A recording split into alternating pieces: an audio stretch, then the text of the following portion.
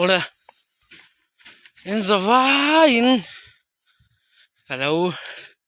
ti beile vek ole hei tuna thangkam en turin kakal le a tun hi thangkam en episode voice sari na turani a hei nimin lama hanin ka ok nual maya voin lampang hi enge kan don kala khelawa ti chuan en tak tak ma mira subscribe lo te le like le comment min na pek sak lo te zong zong chu hanin khong in mi lo pek sak tu khan karon dila ti chuan hei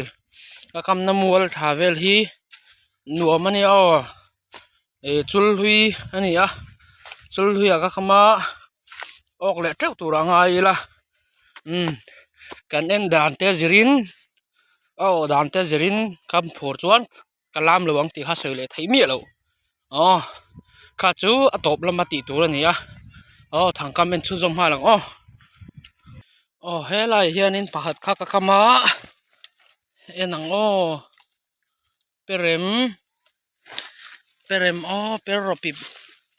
hai perlo mak mangai hi ka su danga mun da ka kam thatong danga en leng sto ti lai son pakhat ka kam le a kang perlo tat mai tun chu khu perlo tat mai hei po mun danga kam son le tur chi mun danga kam son to hi helai bor vera hian ka kam le a hi kang em peropip per chuang lo hei tun chu saju anom lo deu ni karing per lo tlat mai hei po hi danga kam son tong so lai son phat ka kam le a kang em kang em le per chuang lo va bai don thak hei pui danga kam son angai ni hei po hi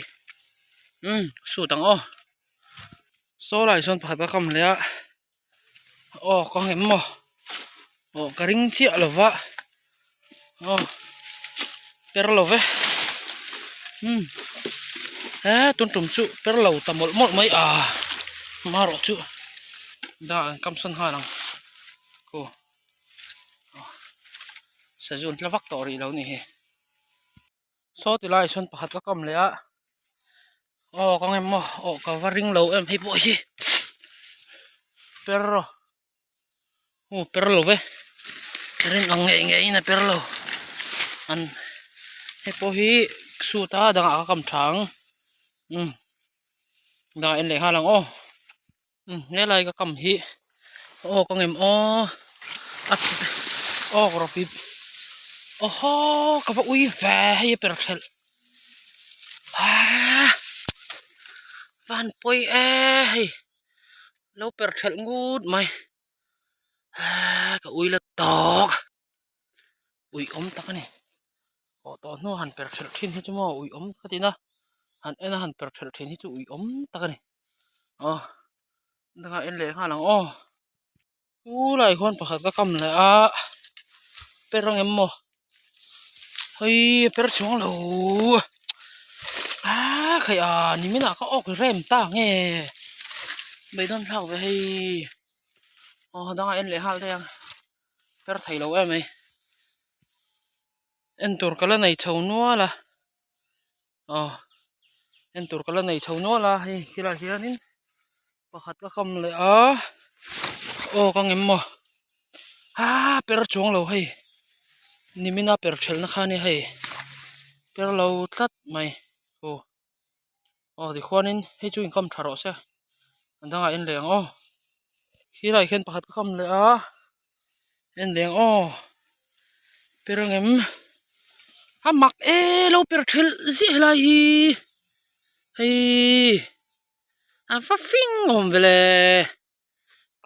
per thel tir zi mai chu le fing tlat thelai hi thelai nge ne nga che pa nge sa zu nge ni thelai hi kan ti ve nga ta khan kam thale nga teng ti khan ka kam tha zo le a danga en leng o he lai bor vel heng kam kha ka nei em o helai a chung ka nei lova a chaka khen ka nei perang em o perro pip perro hay cho ta khôn lâu ấy dấu anh tiếng nghe cho ta ấy dấu á per lậu thị lệ khu ăn mặc vẫn cho con hộ trầm hồ đón cất mấy hay ngày nào lâu nhỉ ra anh lấy ha lắm khi lại khen bắt các cầm về lệ á anh liền ô per anh em ô con em ô con em hay per chong lâu lại po hay thu mặc ngut đây khu per lậu reng hay chưa tiền ông mấy tại sao hậu mấy đang anh liền hết lại bor về là hiện cái cầm phan cả xía cầm về ngay khăn cả xía xin một lệ không nghe lại không nghe một cái cầm tạc lệ cô lại nghe cái vây hot thìn về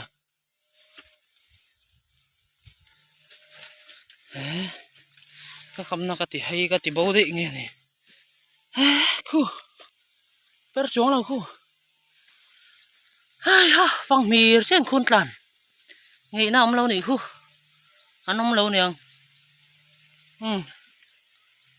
khẩy hẳn vang thế này hiện phải các cầm về đấy last nan thì tôi có cái gì hay ngày năm lâu với chú anh mà khó rồi vậy cột beng in cả hồ này hay ốc lâu sim đang ngày anh lệ con hà lắm thế tại hiện phải các cầm lệ per chuông rồi mặc về cái con thật tệ đấy này khu per chuông lầu bốc yan thằng cầm khát chút cái dấu cái en dấu in cái gì có khi sửa lầu chuan cái với chú con lộ chầm hoa buổi thác khóc mấy mà rồi chú không nghe nè cung phu cần so nghe